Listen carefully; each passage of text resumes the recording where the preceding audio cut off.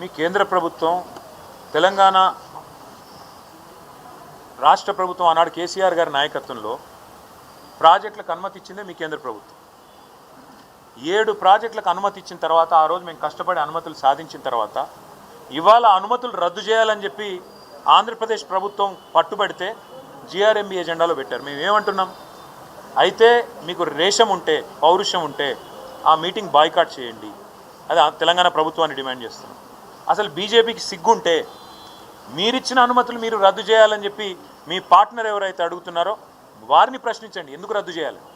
అసలు కేంద్ర ప్రభుత్వమే అనుమతి ఇచ్చి మళ్ళీ కేంద్ర ప్రభుత్వం ఆధీనంలో ఉండే జిఆర్ఎంబి రద్దు చేయాలని చెప్పి ఎజెండాలో పెడుతుంటే సిగ్గు లేకుండా మాట్లాడడానికి బీజేపీ వాళ్ళకి మరి ఏ రకంగా మనసు వస్తుందో ఏ రకంగా నోరొస్తుందో నాకైతే అర్థం కావట్లేదు.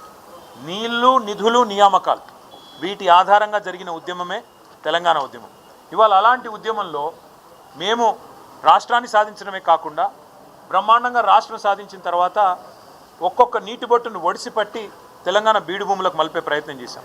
అది కాళేశ్వరం అయితేనేమి, సీతారామ అయితేనేమి, పాలమూరు రంగారెడ్డి ఎత్తిపోతల పథకం అయితేనేమి, ఇంకా చిన్న ప్రాజెక్టులు ఇంకా చాలా ఉన్నాయి, చనాక కొరాట, ఇంకా అలాంటి ప్రాజెక్టులు ఎన్నో ఉన్నాయి.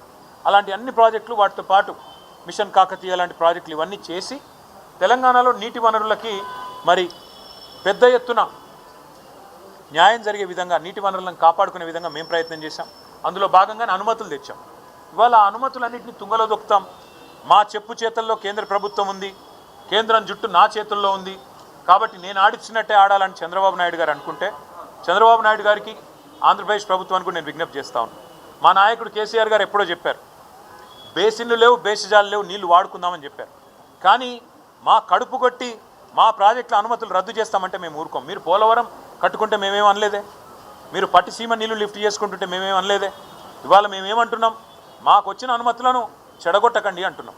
మీరు కేంద్ర ప్రభుత్వం మా చేతుల్లో ఉంది కదా, కేంద్ర ప్రభుత్వం జుట్టు మా చేతుల్లో ఉంది కదా, నేను ఆడిచ్చినట్టు ఆడే చెంచాగాడు, ఇక్కడ తెలంగాణ ముఖ్యమంత్రి ఉన్నాడు కదా నా చెంచాగాడు అనుకుంటే తెలంగాణ రైతుల తరపున పోరాటం చేయడానికి మేము సిద్ధంగా ఉన్నాం. జలసౌధలో కనుక జరిగే మీటింగ్ని రాష్ట్ర ప్రభుత్వం తెలంగాణ ప్రభుత్వం స్పష్టమైన నిర్ణయం తీసుకొని బాయ్కాట్ చేయకపోతే ఎజెండా మార్చి వాటిని ఈ 7 అంశాలను ఈ 7 ప్రాజెక్టుల అనుమతులు రద్దు చేసే అంశాన్ని తొలగించకపోతే తెలంగాణలో తప్పకుండా జల ఉద్యమం నిర్మాణం చేస్తామని మేము చెప్పాము. అవసరమైతే ఆ రోజు జలసౌధ ముట్టడిస్తాం. జలసౌధ ముట్టడించైనా సరే ఈ తెలంగాణ చేవగాని చేతగాని తెలంగాణ ప్రభుత్వాన్ని నిలదీస్తాం. తెలంగాణ రైతుల తరపున బీఆర్ఎస్ పార్టీ ముందుండి పోరాటం చేస్తుంది, వదిలిపెట్టదనే మాట మీకు తెలియజేస్తాం. 8+8 సున్నాని మేము ఉత్తగానే అనలేదు. 8 మంది బీజేపీ ఎంపీలు, 8 మంది కాంగ్రెస్ ఎంపీలు నిన్న పార్లమెంటులో కేంద్ర ప్రభుత్వం పక్క రాష్ట్రంలో ఉండే కెన్ బెత్వా ప్రాజెక్టుకు జాతీయ హోదా ఇచ్చింది. ఇవతల ఆంధ్రాలో పోలవరం ప్రాజెక్టుకు జాతీయ హోదా ఇచ్చింది. కర్ణాటకలో అప్పర్ భద్రా ప్రాజెక్టుకు జాతీయ హోదా ఇచ్చింది.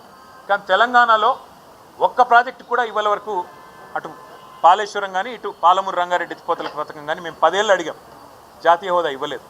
నిన్న సిగ్గు లేకుండా కేంద్ర ప్రభుత్వం పార్లమెంట్ సమావేశాల్లోనే మేము జాతీయ హోదా పాలమూరు రంగారెడ్డి ఎత్తిపోతల పథకానికి ఇవ్వం అని చెబితే కూడా చావలేని చేతగాని కాంగ్రెస్ బీజేపీ ఎంపీలు ఒక్కరు కూడా లేచి మాట్లాడలేదు. ఎట్లా ఇవ్వరు?